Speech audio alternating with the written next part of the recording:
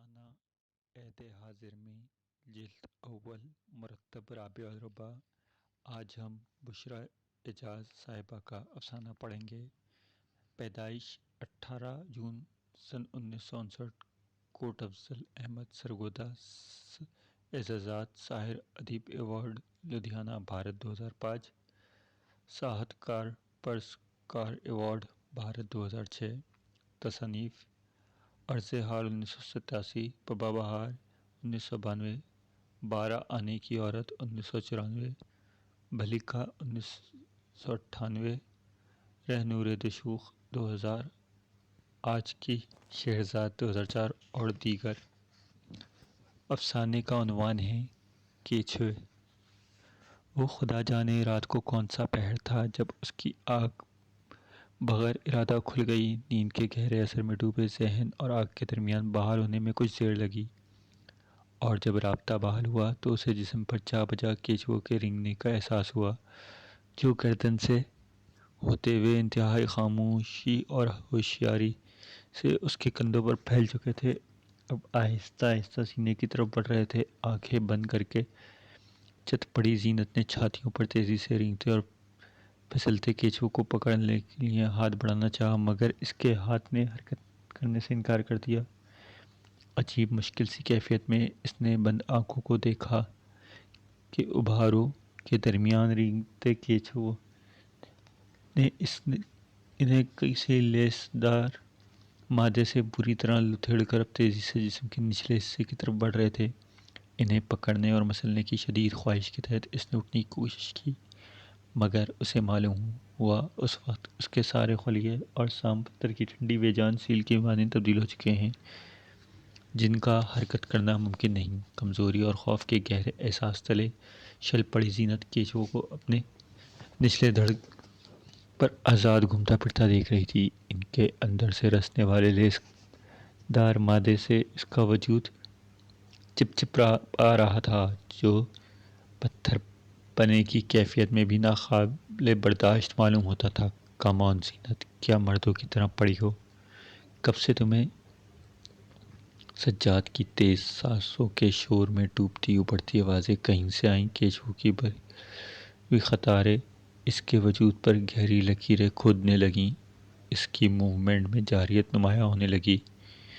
I am with you پتھر کی ٹھنڈی سیل کا ریکارڈ بجا۔ زینت نے آنکھیں کھولے بغیر جارحانہ پیش قدمی کے ساتھ گھٹنے ٹیک دیے اور حسب معمول وجود کے نچلے حصے کو یہ میرا ہے، یہ میرا ہے، میں اپنی مرضی سے اس کے اندر سے احتجاج کی ایک کمزوری لہرا رہی تھی، جسے حلیمہ مالن کی آواز نے دبا دیا۔ بی بی نکاح کے دو بولوں نے میرے وجود پر میرا حق ختم کر دیا۔ میرے مالک کی مرضی ہے، جب آئے جو چاہے کرے۔ تمہاری مرضی حلیمہ؟ دل پر ہاتھ رکھ کر اس نے پوچھا۔ بی بی میں کیا اور میری مرضی کیا؟ حلیمہ خے خے مار کر عجیب ہی انداز میں ہنسی۔ جب وقت بے وقت وہ اپنی ملکیت کا حق جتانے آ جاتا ہے تو میں آنکھوں پر پلہ ڈال کر اپنی مرضی سمیت اپنے اوپر کے دھڑ میں چلی جاتی ہوں۔ بھوک میں اسے معلوم نہیں ہوتا اور میری مرضی کہاں ہے، اور صبح کو ویسے وہ رات کی ہر بات بھول چکا ہوتا ہے۔ حلیمہ کیا تم بھی رات کی بات بھول جاتی ہو؟ میں حلیمہ کے ماتھے پر چادر سرکاتے ہوئے ادھر ادھر دیکھا۔ سچ کہوں بی بی، اس نے پتلیاں گھمائیں، میں تو بھول جاتی ہوں، مگر میرا یہ کمبخت جسم وہ نہیں بھولتا، بالکل بھی نہیں بھولتا۔ وجود کو بھولنا بھی نہیں چاہیے۔ وہ بڑبڑائی، مگر یاد رکھنے کا کیا فائدہ؟ اس کے اندر تعصب ہاتھ ملتا بیدار ہوا۔ سجاد، مجھے بھول تو نہ جاؤ گے؟ موتیے کے بیلوں، پھولوں اور خوشبوؤں سے بھرے باغ کے کنج میں کھڑی زینت کے ہونٹوں کی معصوم جنبش نے سجاد کو اندر باہر سے گھائل کر دیا۔ تم کوئی بھولنے کی چیز ہو؟ موتیے کی کلیوں کو توڑنے اور انہیں گاہے گاہے آنکھوں سے لگاتے سجاد نے اسے پوری بے قراری سے دیکھا۔ مجھے کیا پتہ؟ معصوم لبوں کی شرارت گل کھلانے لگی۔ موتیے کی کلیوں کو مٹھی میں دبائے سجاد آگے بڑھا اور اس نے دھلی دھلائی زینت کی آنکھوں میں چھائے جیسی کسی کیفیت کو دھیان سے دیکھا اور اس کی آنکھیں بے وجہ سرخ ہونے لگیں۔ ادھر آؤ، اس نے زینت کا بازو پکڑ کر آہستگی سے اپنی طرف کھینچا۔ تمہیں خبر ہے میرے اندر تم کہاں رہتی ہو؟ اس کی سانسیں نظر نہ آنے والی تپش سے جلنے لگیں۔ زینت کے معتدل درجہ حرارت سے سورے وجود کے اندر ایک دم شعلے ناچے۔ اس نے گھبرا کر سجاد سے دور ہٹنا چاہا۔ ابھی میری بات مکمل نہیں ہوئی۔ سجاد کی بھیگی ہوئی آواز کی دستک سے موتیے کے ٹھنڈے سبز کنج میں کھڑی زینت کی مساموں میں ایک دم سے پٹاخے چھوٹنے لگے۔ مجھے جانے دو۔ اس کی آواز میں شکست کی مسرت نمایاں تھی۔ ابھی نہیں، موتیوں کی بیلوں کے پات ہلے۔ ابھی نہیں، ان چھوٹی کلیوں نے سرگوشی کی۔ ابھی نہیں، پھول بھری شاخیں کسمسائیں اور کنج کے اندر شور مچ گیا۔ بیلیں جھومی، پتے ہلے اور شہد کے ذائقے سے ناآشنا زینت ابھی نہیں، ابھی نہیں سے شرابور وہاں سے بھاگی۔ وہ بہت دور گڑیا گھر کے اندر سفید پردوں، لیس کے جھالروں اور موتیوں کے پھولوں سے بجی چرپٹ کمٹی ہوئی چھوٹی موئی سی زینت کی آنکھیں دروازے کی طرف دیکھتے دیکھتے انتظار کے کسی لمحے میں مقید ہو گئی تھیں۔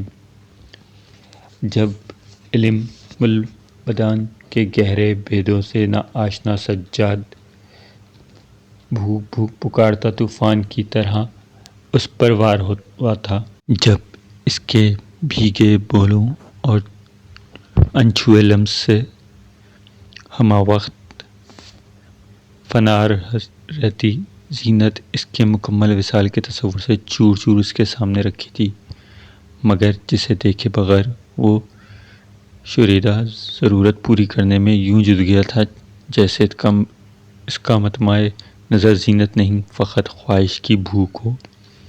ایسے میں اس کی بھیگی ہوئی آنکھوں کا نگر تو اندیکھا راہی موتیوں کے پھولوں جیسا روپ بھی انچھوا ہی رہا۔ اس لیے موتیوں کی کنج سے آوازیں بڑھتی رہیں، ابھی نہیں، ابھی نہیں، مگر سجاد ان پر مطلقاً نہ دھرا اور رات گزر گئی۔ نہ صرف وہ رات بلکہ اس جیسی کئی راتیں اسی انداز سے آئیں اور گزر گئیں۔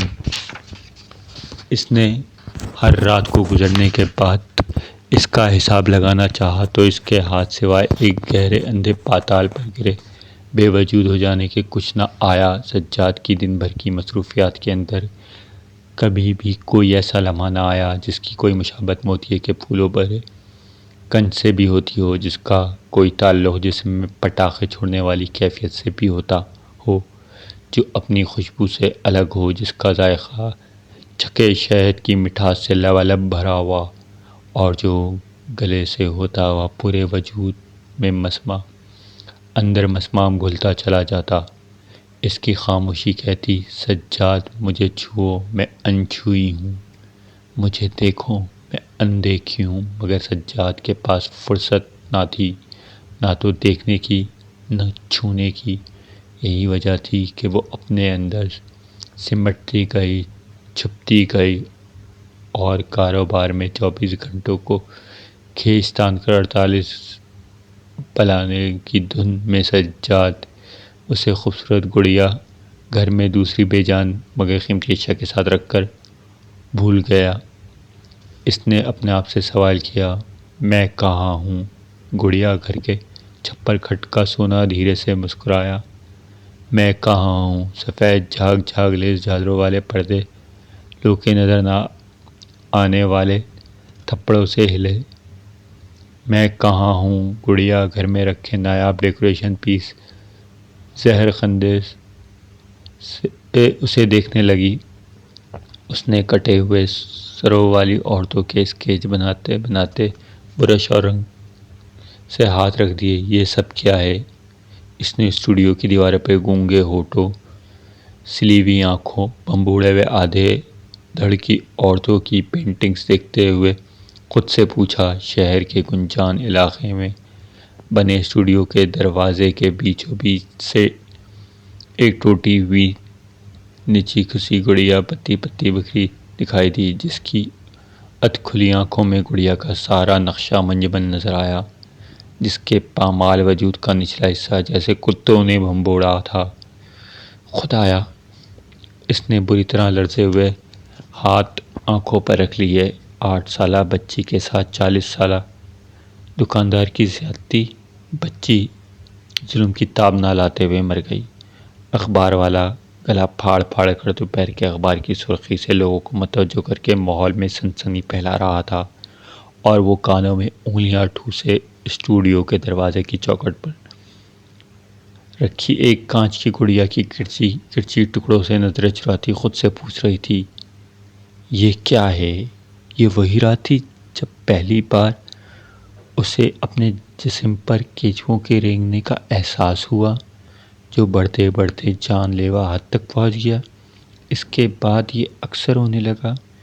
کیچوے رات کے کسی حصے میں ایک دم نمودار ہو کر اس کے وجود کا گھیراؤ کر لیتے، گردن سے رینگنے کے عمل کا آغاز کرتے ہیں، مختلف نشیب و فراز سے گزرتے ہوئے وہ جسم کے نچلے حصے تک پہنچتے تو اس وقت تک وہ مکمل طور پر پتھر کی ٹھنڈی بے جان سیل میں تبدیل ہو چکی ہوتی، اور سجاد کی جھنجھلائی ہوئی آواز کم آن زینت، کیا مردوں کی طرح کے جواب میں آئی ایم ود یو کا ریکارڈ بجتا، اور کیچوے اور سجاد آپس میں یوں گھل مل جاتے کہ ان کے درمیان تفریق ہی مشکل ہو جاتی۔ زینت، اب تمہیں مجھ سے محبت نہیں رہی؟ ایک مدت بعد سجاد کو اچانک خیال آیا، اور تمہیں؟ زینت کے اندر سناٹا جاگنے لگا۔ میرا کیا پوچھتی ہو؟ میری محبت تو تمہیں رات سوتے سے جگا دیتی ہے، یہی اس کا ثبوت ہے۔ کیا وہ محبت ہے؟ ایک لمبے سوال نامے کو تھام کر اس نے حیرت سے سجاد کی طرف دیکھا۔ سناٹے کی دبیش تہ میں شگاف سا پڑا، اور کیچوے کے اس کے آس پاس تیزی سے سرسرانے لگے۔ اگر وہ محبت ہے تو پھر میرے اندر اتنا سناٹا کیوں ہے؟ میرے وجود پر تالے کیوں لگے ہیں؟ یہ جلے ہوئے بارود کے ڈھیر کی طرح اتنا بجھا ہوا کیوں ہے؟ اس نے سوالوں کی بنبناہٹ سے تھک کر دونوں ہاتھوں سے سر تھام لیا، مگر اپنی دھن میں بولتا سجاد اس کی طرف متوجہ ہی کب تھا؟ وہ تو کہہ رہا تھا تمہیں جگاتے جگاتے جب میں ہاپ جاتا ہوں اور میری تمام کوششوں کے باوجود بھی تم جاگ کر میرا ساتھ نہیں دیتی تو پھر تھک کر میں بھی سو جاتا ہوں۔ تم تو سو جاتے ہو مگر میں جاگتی رہتی ہوں۔ اس کے بعد مجھے نیند نہیں آتی۔ اس کی خود کلامی کہہ رہی تھی۔ کیوں؟ سجاد متعجب تھا۔ یہ کیوں الجھی ہوئی ہے؟ اسے رہنے دو، اس کی سمجھ نہ آئے گی۔ کیوں سمجھ کیوں نہیں آئے گی؟ وہ جھلا گیا۔ ایک تو جب سے تم نے وہ منحوس اسٹوڈیو کھولا ہے، اس وقت سے کچھ اب نارمل سی ہو گئی ہو۔ سر کٹی اور آدھے آدھے دھڑوں کی عورتیں بناتے بناتے تم خود بھی کچھ۔ وہ کہتے کہتے رک گیا، پھر اس کی جانب غور سے دیکھتے ہوئے بولا، اب تمہارے اس فضول شوق کا بھی کوئی بندوبست کرنا پڑے گا۔ ان کالے پیلے رنگوں والی نحوست زدہ تصویروں نے تمہیں ذہنی مریضہ بنانے میں کوئی کسر نہیں چھوڑی۔ راج بی بی، زینب نور، مختار مائی، بشرا، زعفران۔ اسٹوڈیو کی دیواروں پر آڑے تیرچھے خطوط، ادھورے دھڑوں والی بے چہرہ عورتوں کے کتنے ہی نام تھے، جنہیں ظلم، زیادتی، غیرت، انا اور رواجوں کی افریت نے ہڑپ کر لیا تھا۔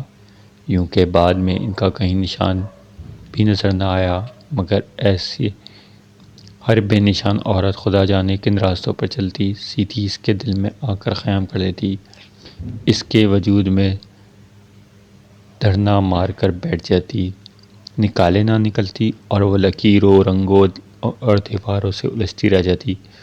وجود کے نچلے سزا یافتہ حصے نے اس کو خوابوں کو مشکوک بنا دیا تھا، اور ان کی سچائی کو بھی۔ محبت کا تو باب ویسے ہی متنازع تھا، اسے تو ہر ایک نے اپنے اپنے طور پر سہولت اور غراض کے لیے کچھ یوں بڑھتا تھا کہ اب وہ صرف ایک ردی سا لفظ بن کر رہ گیا تھا، بہت بڑھتا ہوا، گھسا پٹا اور بدنام لفظ، جسے ہر کس و ناقص کے موقع پر استعمال کرنا اپنا فرض سمجھ لیا تھا۔ اس سے وابستہ تمام اچھے خیال، جذبے اور سچائی راہ سے بھٹک گئے تھے۔ سجاد اپنے طور پر یہی سمجھتا تھا کہ اسے زینت سے محبت ہے اور اسے محبت کا اظہار اپنے حساب وہ کرتا رہتا، مگر بات نہیں بنتی۔ آئی ایم وتھ یو کا ریکارڈ بجتا رہتا تھا، سرنڈر کا اشارہ بھی ملتا تھا، مگر اس کے باوجود پھر کسی ٹھنڈی سیل میں زندگی کے کوئی آثار نہ جاگتے تھے۔ اس میں حرارت کی کوئی رمق نظر نہ آتی تھی۔ تم محبت میں میرا ساتھ نہیں دیتی، وہ جھنجھلا کر کہتا تھا۔ میں تمہارے ساتھ ہوں، کیچو کی یلغار کے سامنے اس کی بے بسی پھوٹ کر بہنے لگتی تھی۔ آئی ایم ود یو، اس کی پتھر بائیں اس کے گلے کا ہار ہونے کی کوشش میں اور بھی وزنی اور بوجھل ہو جاتی تھی۔ اس کی غربت کی شدید خواہش کے باوجود اس سے چند قدم کر کھڑا کر خود کو پاتی تھی، الگ تھلگ تماشائی سی۔ حالانکہ اسے سجاد سے محبت تھی، سجاد کی غربت اس کی ضرورت تھی، سجاد سے مکمل وصال اس کی خواہش تھی، اور خواہشوں کی تو کوئی حد نہ تھی اور نہ ہی حساب۔ وہ تو بہت پہلے موتیے کی گنج سے اٹھتی بھینی خوشبو کی چاپ پر بنا دستک دیے اس کی ساری کھڑکیاں دروازے کھول کر اس کے اندر گھس کر بیٹھ گئی تھی۔ انہوں نے سجاد کے لمس کا ذائقہ بغیر اجازت چکھا تھا، انہوں نے چپکے ابھی نہیں کی تکرار بھی سنی تھی۔ شاید یہی غلطی تھی، وہ غلطی جس کا خمیازہ زینت اب تک بھگت رہی تھی، ورنہ زاویہ نگاہ ذرا بدل کر دیکھا جاتا تو سجاد میں ایسی کون سی کمی تھی جو اسے اندر سے اتنا غیر مطمئن، خالی اور بے وجود بنا دیتی تھی؟ یہی نہ کہ وہ ایک عملی سا انسان تھا جو کام کے وقت کام کرتا تھا، آرام کے وقت بھی کام کرنا ہی پسند کرتا تھا۔ اسے آگے جانے کی جلدی تھی، ترقی، کامیابی اور ناموری ٹارگٹ اسے اچیو کرنا تھا، جس کے لیے اسے عملیات پسندی اور تیز رفتاری کی ضرورت تھی۔ اس وجہ سے اس نے محبت کے بارے میں آسانی اور منشا کے مطابق ایک نظریہ بنا رکھا تھا۔ اس کے نزدیک محبت میں اوقات کی پابندی ضروری تھی، اور محبت کی گاڑی کچھ دو اور کچھ لوگ کے بنیادی اصولوں کے ٹریک پر چلتی تھی۔ اگر وہ زینت کو پروٹیکشن دیتا تھا تو بدلے میں زینت کے پورے خلوص سے اپنے آپ کو اس کے حوالے کر دینا چاہیے تھا۔ شاید وہ ایسا کرتی تھی بھی، مگر اس کے باوجود وہ جھنجھلا جاتا، بیٹھے بیٹھے چڑھ جاتا۔ آخر وہ چاہتی کیا ہے؟ کیا میرے علاوہ کوئی اور؟ یہ خیال بدعکس اکثر ایسے لمحوں میں کندے کی طرح اس کے دماغ میں لپکتا، پل بھر کو اس کی سوچوں کی آنکھیں چندیانے لگتیں، ان میں منفی برقی روحانی وولٹیج کے ساتھ دوڑ جاتی، مگر دوسرے لمحے وہ سمجھ جاتا، گوندل اٹھ جاتا، لپک کر غائب ہو جاتی، چیزیں اپنی پرانی جگہ پر موجود رہتی، مگر اس وقت اس خیال کی لپک جھپک نے اس کا پیچھا نہ چھوڑا، کیا میرے علاوہ کوئی اور؟ دماغ بھی چھچندری سی گھس گئی تھی، جس نے عملیات پسندی کو اصول زندگی سمجھنے والے سجاد کو پل بھر میں سچ کر کے رکھ دیا تھا۔ دن کے 24 گھنٹوں کو 48 تک پھیلانے کے خبت میں مبتلا سجاد کچھ بھول بھال کر پریشان ہو گیا، اور اسی پریشانی میں زینت کو زور زور سے آوازیں دیتا گڑیا گھر میں کمرہ کمرہ گھوما، کیاری کیاری پھرا، مگر وہ کہیں دکھائی نہ دی۔ وہ ضرور اسٹوڈیو میں ہے۔ انہی کٹی پٹی آدھی عورتوں کے کالے پیلے رنگوں سے تخلیق پانے والے پینٹنگز کے درمیان جاتے ہی اس پر بھی ان نیچے کھسے وجودوں والی بدبخت عورتوں کے نحوست کے سائے پڑنے لگتے ہیں، اور آرٹسٹ بننے کے خبت میں مبتلا ہو کر الٹی سیدھی باتیں کرتی ہے، الٹا سیدھا سوچتی ہے۔ آج تو میں اس لعنتی اسٹوڈیو کو آگ لگا کر ہی واپس آؤں گا۔ اور زینت، اس نے دانت کچکچاتے ہوئے اسے موٹی سی گالی دی، اس الو کی پٹھی کو تو آج نہیں چھوڑنا، اور آج تو بتانا ہی پڑے گا آخر اس رویے کے پیچھے ہے کون؟ کون ہے جو خبیث جو اس کی اور میری غربتوں کے درمیان میں گھس کر بیٹھ گیا ہے؟ آج اس گھسپیٹیے کا تو فیصلہ ہو کر رہے گا۔ اس آرٹسٹ کی بچی کو سب کچھ بتانا پڑے گا، ورنہ غصے میں جلن میں سب کچھ تہس نہس کر دینے کے ارادے سے جب وہ اسٹوڈیو میں داخل ہوا تو اس وقت زینت رجم کی سزا پانے والی زعفران کے جسم کے نچلے سزا یافتہ حصے کی آخری ٹچنگ میں مصروف تھی، جو پتھروں، کنکروں اور ڈھیلوں کے ڈھیر کے درمیان کہیں کہیں سے کوڑ کے دھبوں کی طرح نظر آتا تھا۔ اس کے علاوہ پاک بازوں کے ہاتھوں کی کچلی پڑی زعفران کا پیڑ بھی تھا، جسے خدا کے نیک بندوں نے بدی کی علامت سمجھ کر اس پر خوب پتھر برسائے تھے۔ اس وجہ سے وہ کپ کپا پڑا تھا۔ اس کے آس پاس زمین ادھوری کی تخلیق کے گاڑھے سرخ خون سے ایک چھوٹے سے جوہر کی شکل اختیار کر چکی تھی، جس پر لاتعداد مکھیاں بھن بھنا رہی تھیں، جس کے گرد چیونٹیاں جمع تھیں، اور سامنے درخت پر بیٹھے گدھوں۔ یہ سب کیا ہے؟ اسٹوڈیو کے دروازے پر جارحانہ انداز سے سجاد نے تڑ تڑ سوال کا فائر داغا، جو جلدی میں مس ہو گیا۔ کچھ بھی نہیں، بس ایک ادھوری سی تصویر ہے، معاشرتی ظلم و جبر کا شکار ایک معمولی عورت کی، جسے اجتماعی طور پر اس زمین کے سب سے بڑے گنہگار قرار دیا جا چکا تھا۔ کیا تم ان سب گنہگاروں کی ٹھیکیدار ہو؟ دروازے سے چند قدم اندر نکل آئے سجاد کا لہجہ اتنا تند تھا کہ وہ گھبرا گئی۔ یہ کیا ہوا ہے؟ تم ٹھیک تو ہو؟ نہیں نہیں، میں ٹھیک نہیں ہوں، میرا دماغ اس وقت بہت خراب ہے، اتنا کہ میں اس وقت کھڑے کھڑے تمہارے اس لعنتی اسٹوڈیو کو، اس منحوس پینٹنگ سمیت آگ لگا سکتا ہوں۔ سنا تم نے؟ اس کے کندھے جھنجھوڑتے ہوئے وہ اپنے آپ میں نہ تھا، مگر کیوں سجاد؟ اس کے شش لبوں سے بمشکل نکلا۔ وہ اس لیے میڈم کہ میں بقائمی ہوش و حواس میں محسوس کرتا ہوں میرے اور آپ کے درمیان کوئی ہے جو آپ کو مجھ تک پہنچنے نہیں دیتا، جو جب چاہے جادو کی اندیکھی چھڑی گھما کر غربت کے انتہائی نازک لمحات میں آپ کے وجود سے محبت کی ساری حرارتیں نچوڑ کر آپ کو پتھر کی بے جان سیل میں تبدیل کر دیتا ہے۔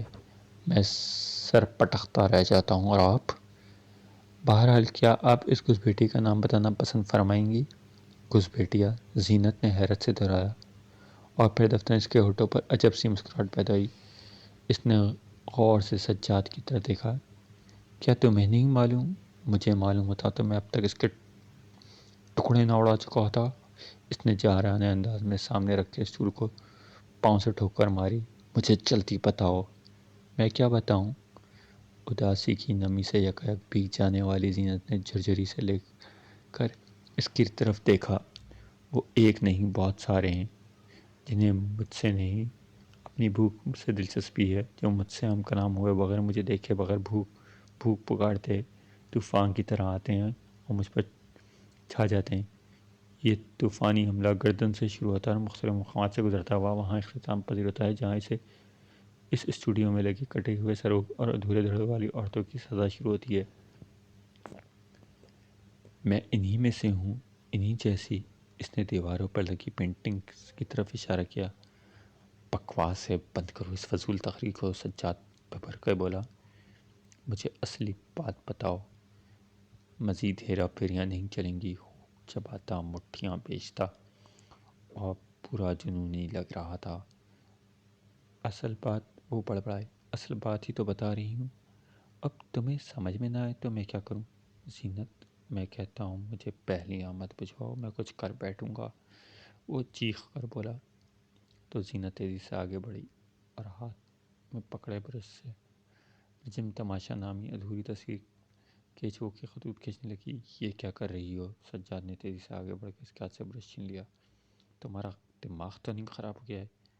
ہاں، میرا دماغ خراب ہو گیا ہے، اس لیے تو میں تمہاری جگہ پر۔